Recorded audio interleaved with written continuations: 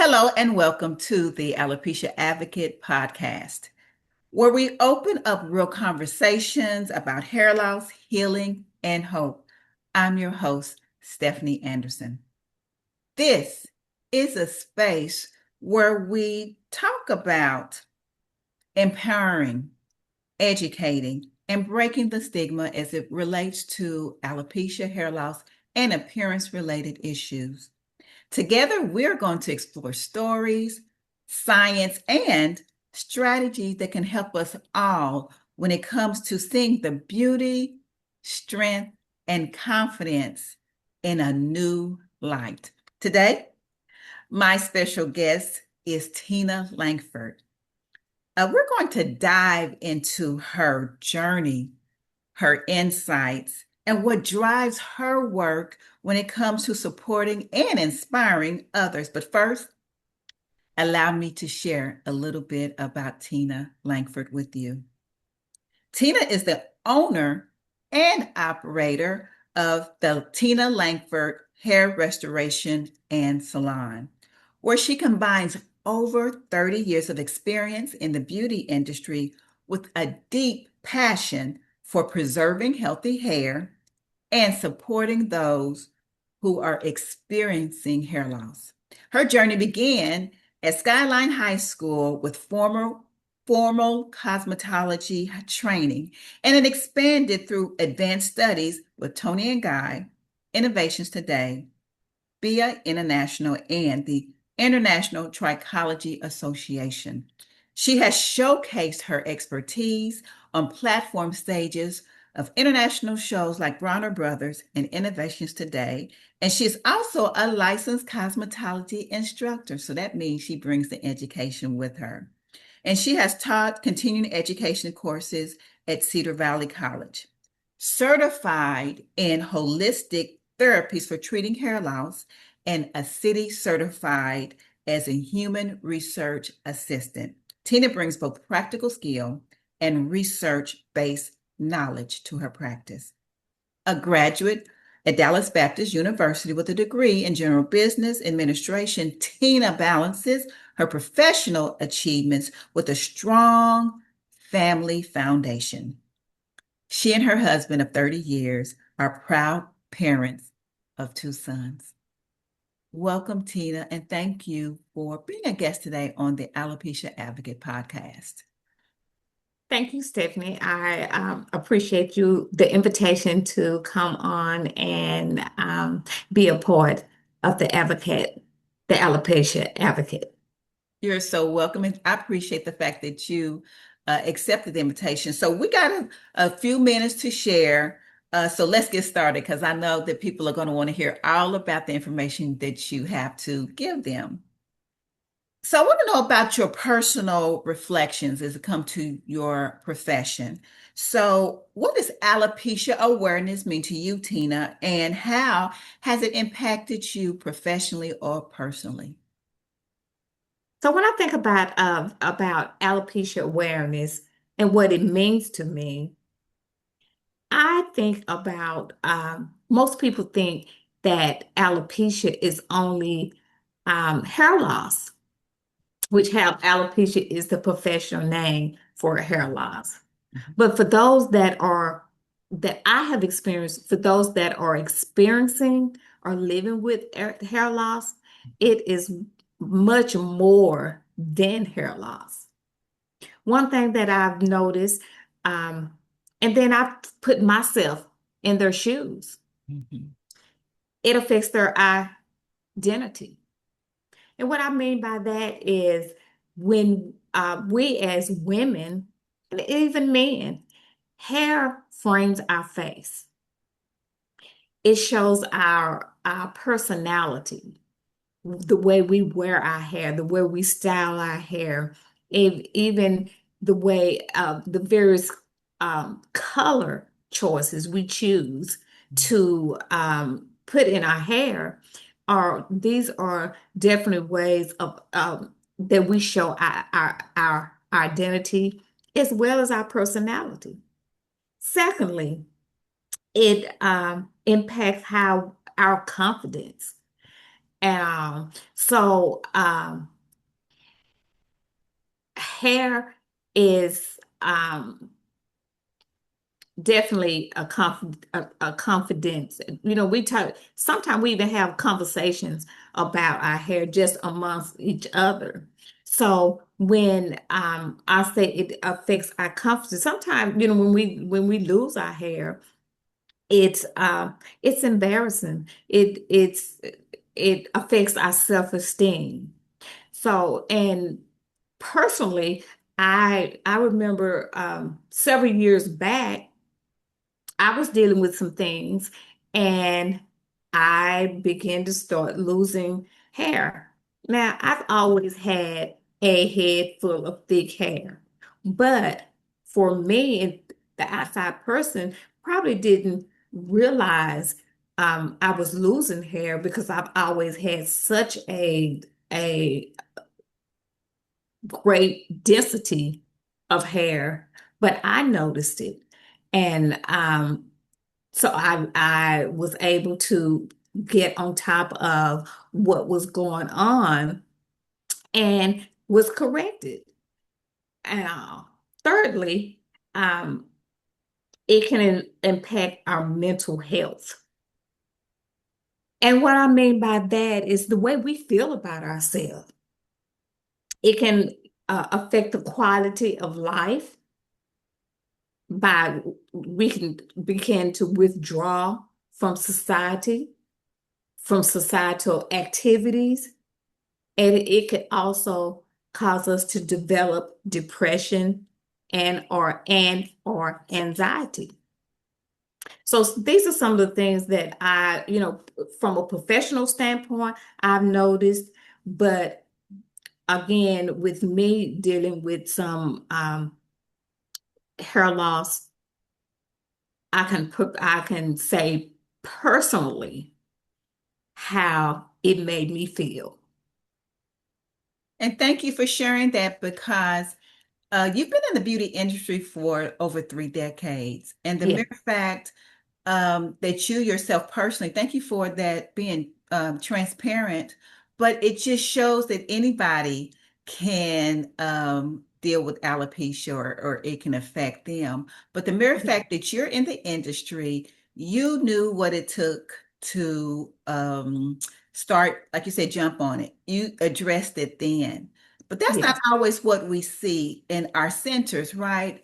Why do Right. you think people procrastinate or they wait? You addressed it immediately, and we know that the sooner you address something, the better chances are to restore or to have a good outcome. Why do you think, Absolutely. Tina, sometimes people wait years sometime to actually do anything about it or to start the conversation? I think people wait for years for the lack of knowledge. And I think that is so reason why alopecia awareness is so important so we can um, educate. Education is key, and to know that um, there's help out here, a lot more help now than back in the day when I actually experienced the hair loss.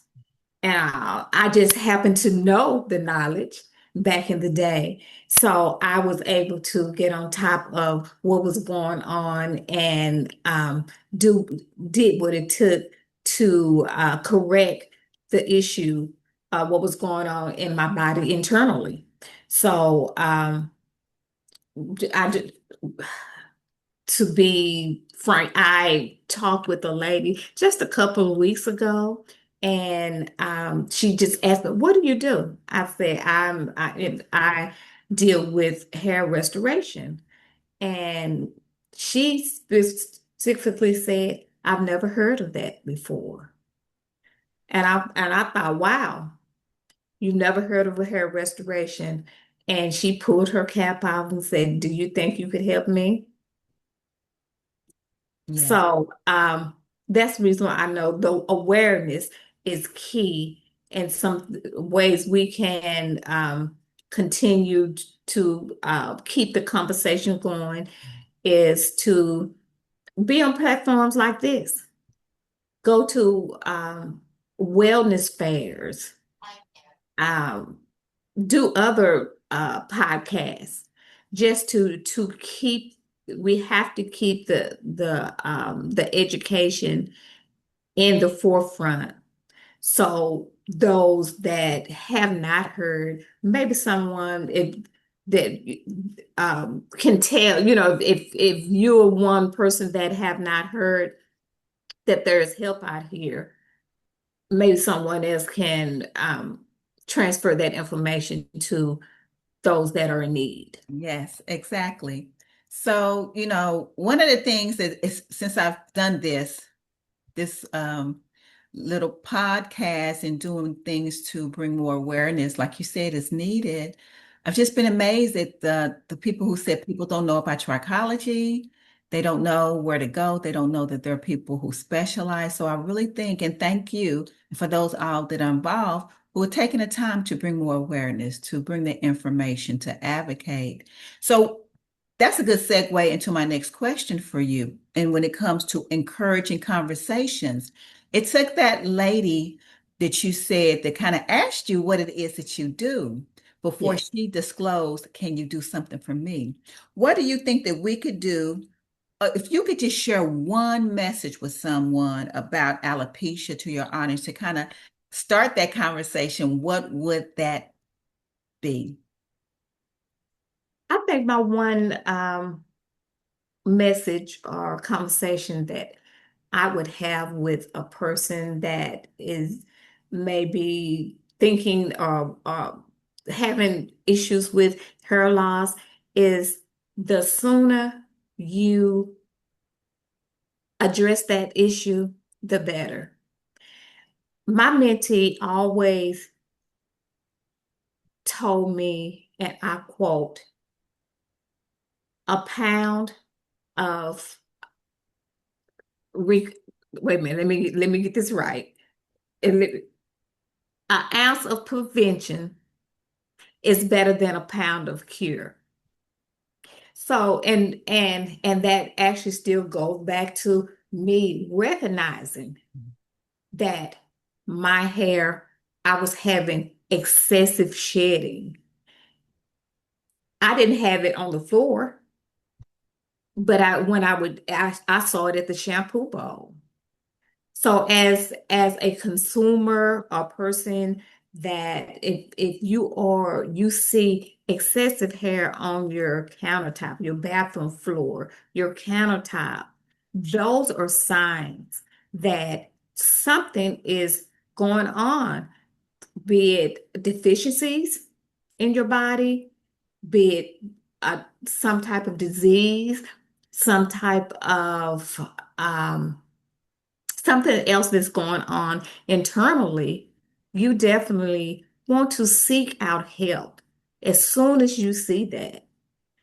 And again, if you do that, 9 times out of 10, you we could either stop it or recover your hair loss or get you to the right person, be it medical doctor, um, to maybe address other things internally that's going on that we as a trichologist cannot address. Yes, But we want to work uh, in partnership with a dermatologist or another medical doctor. yes, So to stop and recover, if possible, yes.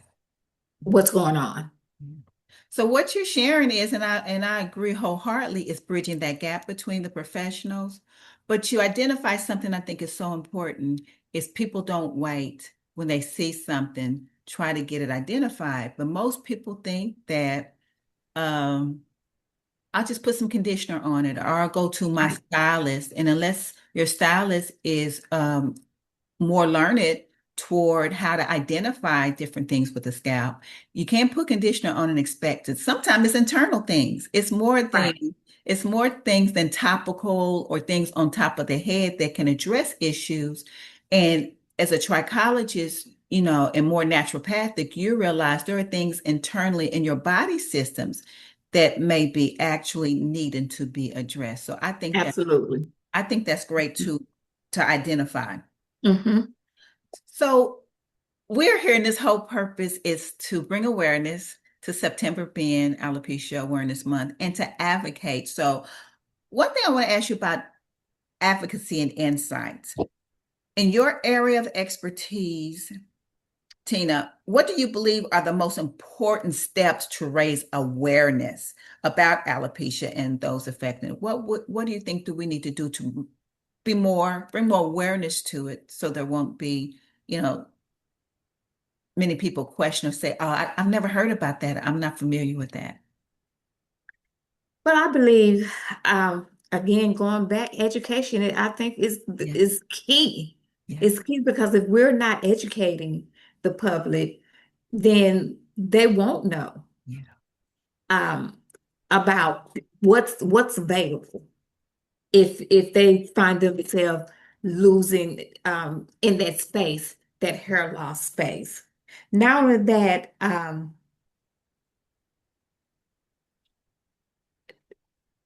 to and again going back to the platforms like I'm on with you today, doing other platforms, maybe TV, going on TV. So because by going on TV doing L, this time or Alopecia Awareness Month, then you can reach more people to allow so they would know there's help out here. I would encourage them to whatever area they're in and they find themselves in this place, Google hair recovery specialists, trichologists, contact them in that area. And if you're in an area that they don't have that, contact the person closest to you. yeah. Well, some of us even do virtual, right? Yes, and I'm just going to say we can Yeah. do virtual. Even if we're not in the same If we're vicinity. not in the same city, then Yes, definitely we can still assist you virtually. yes. And I appreciate you for saying that because the awareness is just, we see that the numbers are getting bigger and bigger. It's like epidemic numbers, millions of Right. people, and it's just not limited to women. There's It's not limited children. to women, and statistically wise, Mhm. there are over 6 million people Yeah, dealing or experiencing hair loss yes, today. yeah, And so those are some pretty large numbers. yes, And it started from even from children up to elderly adults. yes, So if our role or my role as a trichologist is to be able to help those to stop it, get some answers, get yes, some answers. And I think that's another key spot is giving clients or potential clients mhm, answers and going back to um, changing the mindset. yes, And what I mean by that, like you spoke a few minutes ago, the change in mindset is not just about topical. mm, We have to look internally, yeah, get to the root cause internally in order to change the change what's going on yes. And treatment. in Yes, treatment. yes, yes. So I love that you kind of introduced that because another way change the mindset is about society's really unrealistic view on beauty. So I want to talk Right. about stigma. And I think that's why some people don't seek help because there's such a stigma when it comes to losing your hair. So, what do you say when it comes to breaking stigmas? How can society better support people living with alopecia and bring more of a realistic role to these are huge numbers. People are being diagnosed with alopecia. What about the stigma and how to break that? I think the best way of breaking that is have conversations Yes. around it. And even for those that are dealing with it, let them know that they are beautiful inside and out. And Yes. I know growing up, especially as women, we are told that our hair is our glory. Mhm. But inside, if when you know that person's heart, that's your glory. It is. And so your hair do not make you. Our hair do not define us, but we have to know that internally inside ourselves. Mhm. So as a result, I think we do have to have conversations. And I think more people, when you see um, there's a congressman, one lady in, I think Philly. I know she's on the East Coast, and she's bald, and Yes. she is absolutely beautiful. So She, we have to let those, if we see, you could be out in public, if you see a person that's bald and bold enough to yeah. come out and not cover, go let them know, say, listen, you are beautiful. Yes. I think you're talking about Representative Ayanna Presley. She Yeah, speaks on the House floor beautiful, and her story beautiful. is remarkable. But Yes, indeed. I started to say, I'm like, oh, you singing to the choir. I started to say amen because when you start talking about start talking about how people feel about themselves, and it really was reminiscent of my affirmations and why I created those. And you are empowered, one of them says. You are empowered to create your Yes, own standard of beauty. So thank you, because that is so important for us as providers to impart on people, to let them know you are more than yes. just your hair. It's about the inside. It's It's about the about, inside. And then as a provider, mhm. let them know they have a safe place Yes. to come in while we're doing consultations, that it's just between me and you, Mhm. me and that client. Yes. That is the first And thing. it's not discussed Yes. with anyone else. Yes. It's just me and the client. So they can feel free. I've had clients to cry on me. Yep. And so I feel the hurt. I feel the hurt. And I want clients to know, or potential clients, to know that um, we're here. We're here to help you and help you walk along beside you. Uh, Find, resources to help you navigate this journey. Yes. It reminds me of my mentor, who you know well. Right. He always says that people don't care how much you know until they know how much you care. Absolutely. Ziegler.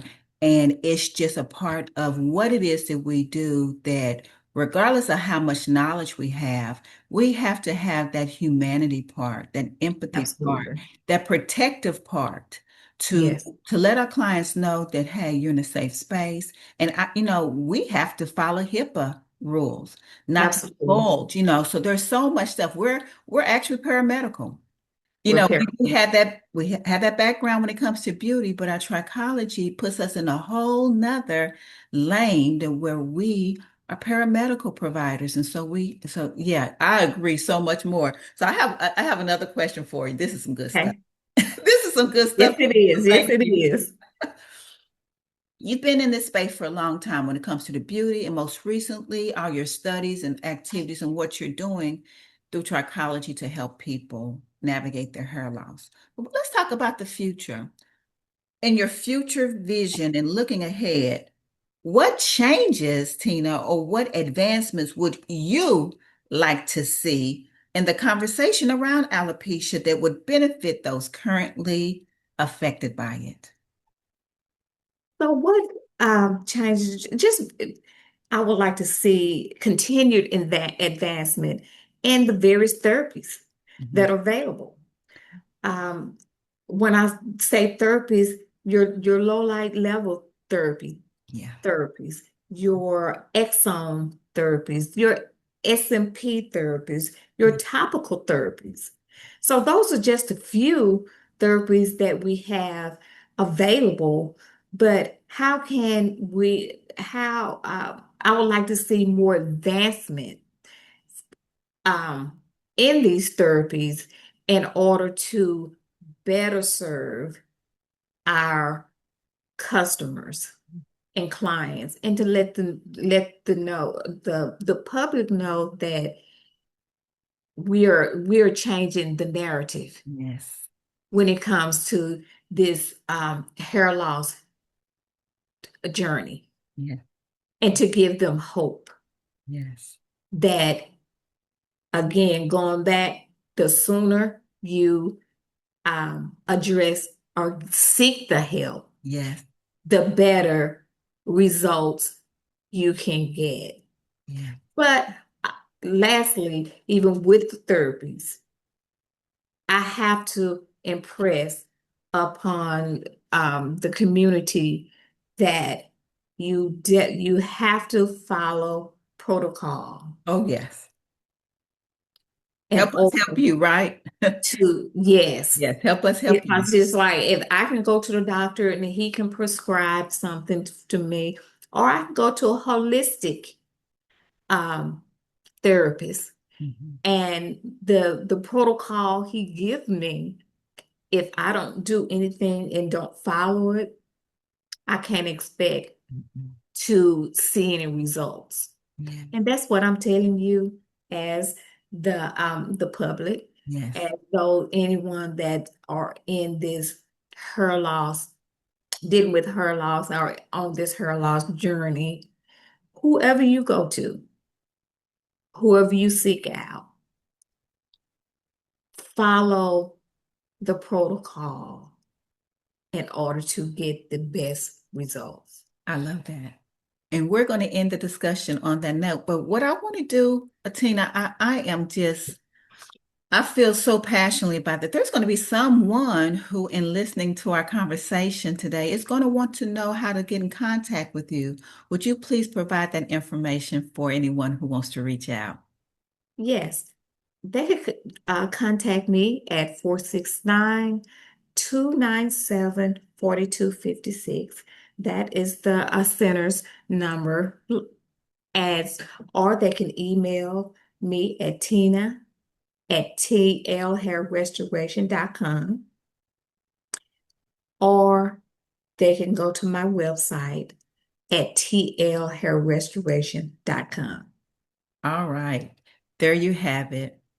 And thank you again, Tina, for so graciously being a part of this podcast. Your presence is just so greatly appreciated. But that's all for today's episode of the Alopecia Advocate podcast. I'm Stephanie Anderson. Until next time, take care and be blessed. Thank you. Bye bye. Bye-bye.